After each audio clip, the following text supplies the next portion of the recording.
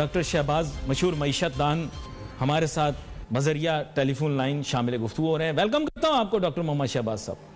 जी बहुत शुक्रिया अली भाई, कैसे हैं? ठीक हैं? अल्लाह का शुक्र है। डॉक्टर मोहम्मद शहबाज साहब, आपकी आवाज़ तो मुझे हल्की आ रही है, लेकिन मैं आपके सामने एक सवाल रखता हूँ।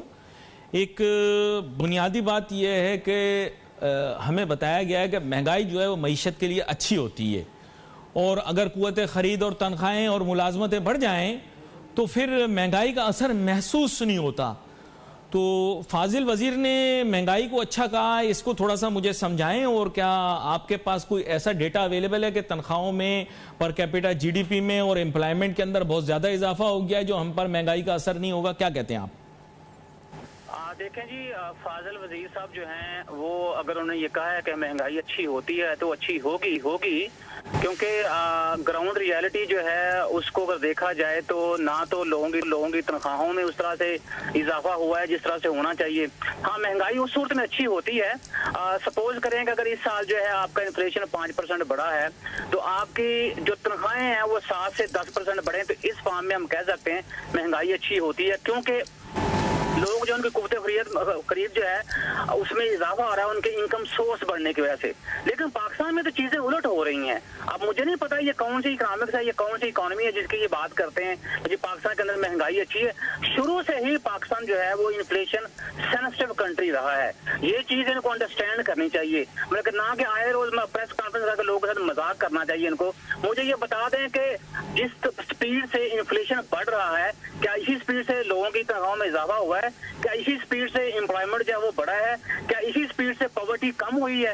पाकिस्तान में आपको पता है कि अगर मेरा अंदाजा ठीक है तो तकरीबन 40 से 50% लोग जो हैं वो पॉवर्टी ट्रैप में जी रहे हैं।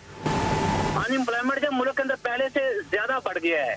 इन्फ्लेशन जो है वो डबल डिजिट अब ये उन्होंने मानना शुरू कर दिया है। मैं शुरू से ये कहता कि पाकिस्तान में इन्फ्लेशन 15 से 17% जो है वो पहुंच गया है। अब सही को अगर ये कहें ठीक है तो सही है, उनके मुताबिक ठीक है, क्योंकि उनको किनको कंसर्न नहीं है इस चीज से कि एक आम आदमी जो है वो किस हाल में जिंदगी जी रहा है। एक दिन में ये बताते हैं कि जी इकोनॉमी आपकी बहुत ऊपर चली गई है, दूसरे दिन वही इकोनॉमी डाउन हो जाती है। तो ये तो चीजों को मैनिपुलेट कर रहे हैं जितना मतलब इनका दिल करता है। अच्छा डॉक्टर मोहम्मद शहबाज साहब, एक सवाल ये भी मेरे जहन में आता है कि महंगाई किसानों को किस तरह से फ़ायदा पहुंचाती है, और इस महंगाई की वजह से किसानों को बहुत ज़्यादा फ़ायदा हुआ है, ये उसका मंतक पेश किया गया है। लेकिन किसान अकेला जो है वो अपनी पैदावार को ही तो नहीं बेचता, उसके बाद वो अपनी पैदावार के अलावा यानी कोई भी चीज़, गेहूँ उसने उगाई, मकई उगाई, सरसों उगाई, जो भी चीज़ है उसने बेची, तो उसके बाद वो मार्केट से जाके दूध तो खरीदेगा ना सर। वो जाहिर बात है आटा भी खरीदेगा, इवन कि अगर उसने गेहूँ खुद उगाई हो फिर भी जो है वो मार्केट से जाकर चीज़ें खरीदेगा, साबुन खरीदेगा, दीगर खुर्दोनोश की अशिया खरीदेगा, परचून करियाना खरीदेगा, फल सब्जी खरीदेगा। तो सर वो तो उसको पैसों से ही खरीदना पड़ेगा ना। तो किसान को किस तरह से फायदा हुआ, मुझे थोड़ा सा क्लियर करें। तो 1100 अरब की बात करते हैं कि मैं फिगर ठीक है कि इस साल जो है किसानों के पास इतना पैसा गया है। मैं किसान का बेटा हूं और अल्हम्दुलिल्लाह मेरे अब्बा जी की जो विरासत में है वो 12 एकड़ जमीन है। तो मैं तो ये देखता हूं कि अगर मेरे वालिद साहब को कोई सब्सिडी का फायदा नहीं हुआ या उस 1100 अरब में से 1 रुपया भी अगर मेरे वालिद साहब तक नहीं आया तो मैं यकीन नहीं करूंगा कि किसान जो है, आम किसान जो है, उसको उस 1100 अरब का फायदा हुआ है।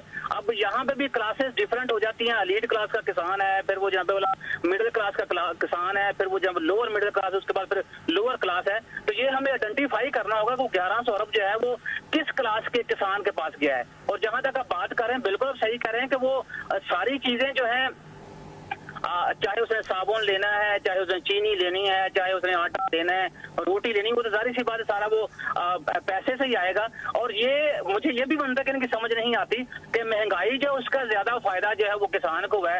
अगर डीएपी खाद महंगी कर देंगे तो क्या आप समझते हैं कि जो कास्ट ऑफ प्रोडक्शन है वो बढ़ेगी नहीं?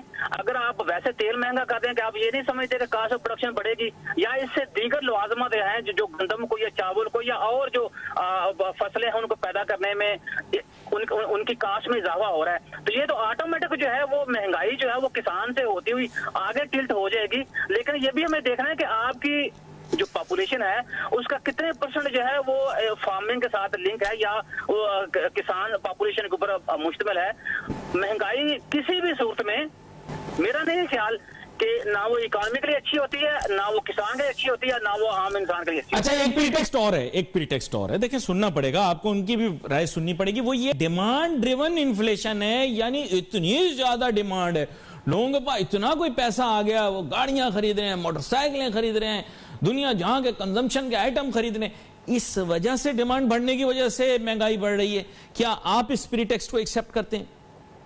जी मेरी बात सुने नासिर भाई, अली भाई, वो ये भी तो हो सकता है कि जो डिमांड है उसके मुताबिक सप्लाई ही ना करो, ये भी तो बात हो सकती है।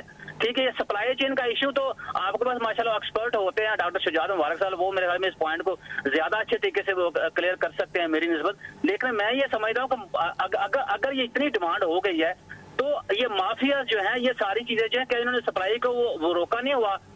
डिमांड का मतलब ये भी होता है कि आप वो बैलेंस ही ना आने दें, जो सप्लाई डिमांड का बैलेंस है, जहां पे आपको प्राइस डिटरमिन की करनी है आपने। अगर आप एक ओपन मार्केट है तो फिर बेहतर ये है कि फिर आप वो सप्लाई पूरी ना हो, ताकि वो ऑटोमेटिक प्राइसेज जो आपकी बढ़ते रहें और आप ये शो करें कि हाँ जी डिमांड जो है ना वो इतनी ज्यादा हो गई है कि हमसे सप्लाई पूरी नहीं हो रही। तो आप कर क्या रहे हैं यहाँ पे?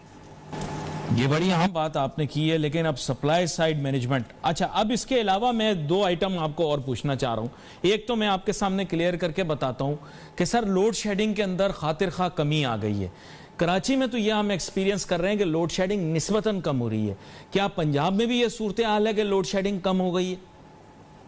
मैं अगर अपना एक्सपीरियंस आपको बताऊं तो मेरे वालिदैन साहब माशाल्लाह उन्होंने अब घर में यूपीएस लगाया हुआ है, लेकिन ये है कि वो मुझे पता चल जाता है कि आज से 3 साल पहले जो लोड शेडिंग की रेशियो थी मेरे घर के अंदर, वो आज भी वही है। तो फिर मैं ये कैसे एक्सपेक्ट करूं कि मेरे घर के अंदर लोड शेडिंग की रेशियो वैसे ही चल रही है तो पूरे पंजाब के अंदर रेशियो चेंज हो गई हो या कराची के अंदर चेंज हो गई हो? यहाँ पे रेशियो मैं कहूंगा कि थोड़ा मौसम ठीक हो जाने की वजह से थोड़ा बेहतर यहाँ पे मुझे लग रहा है, वरना अदरवाइज आपको पता है पहले लोड शेडिंग तो रही है, लेकिन ऐसा महसूस होता है कि मौसम की तब्दीली की वजह से शायद थोड़ा हम पे प्रेशर दबाव कम आ रहा हो। लेकिन यहां पर जिस तरफ मैं आपको लेकर जा रहा हूं वो ये है कि सर एक हमारा गर्दिशी कर्जा है। अगर लोड शेडिंग कम नहीं हुई तो हमने बिजली की पेमेंट तो दे दी है और आगे देने का इरादा भी रखते हैं। तो ये जो IPPs हैं, जो कि बेनजीर साहिबा के दौर के अंदर इनको PPPs कहते थे, तो ये पावर प्रोड्यूसिंग कंपनियों को तो हमने पैसे देने, तो बिजली हमें नहीं मिल रही। आपका कहना यह है कि लोड शेडिंग रेशियो कम नहीं हुआ तो पेमेंट तो हमारी जेब से जाएगी ना, किस तरह से देंगे? वो बड़ा सवाल है आपका। एक तो मैं बात ये कहूंगा कि देखें बिजली पहले से महंगी भी हो रही है और अभी एक और शॉक लगेगा ये आने वाले चंद दिनों में। कभी इन्होंने 170 अरब की जो सब्सिडी है बिजली के ऊपर वो भी मंजूरी दे दी है कि वो खत्म करें उसको ना, उससे बिजली महंगी होगी। फिर लोड शेडिंग जो है वो भी पहले से कम नहीं हुई और गर्दिशी कर्जा जो है वो भी डे बाय डे बढ़ता जा रहा है। तो मुझे तो इनकी मैनेजमेंट की समझ नहीं आती ये क्या चीजें मैनेज कर रहे हैं। और जहां तक बात ये ठीक है वो पीपीज को आप कह रहे हैं कि पैसे हमारे चले गए, ये तो गवर्नमेंट का काम है ना, गवर्नमेंट ऑफिशियल का काम है कि अवाम का पैसा है तो उसको बड़े मुहतात और अच्छे तरीके से इस्तेमाल करें ताकि लोगों की वेलबींग जो उसमें इजाफा हो। अब वो लोड कसूर सर चल रही है, बस ठीक है चीजें, अल्लाह खैर सला।